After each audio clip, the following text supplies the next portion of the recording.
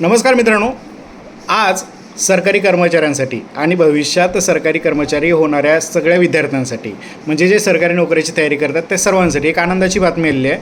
आनंदाची बातमी अशी आहे की कॅबिनेटनं 8व्या वेतन आयोगाला 8th पे कमिशनला मंजुरी दिलेली आहे. ओके, आणि ही मंजुरी दिल्यानंतर हे जे 8वं वेतन आयोग आहे हे 1 जानेवारी 2026 म्हणजे आजपासून 2 महिने 1 जानेवारी 2026 8वं वेतन आयोग केंद्रीय कर्मचाऱ्याला लागू होणार आहे. त्याच्यानंतर स्टेप बाय स्टेप ते राज्य कर्मचाऱ्यालासुद्धा लागू होणार असतं. म्हणजेच लवकरात लवकर 8वं वेतन आयोगसुद्धा सगळ्या कर्मचाऱ्यांना भेटणार आहे.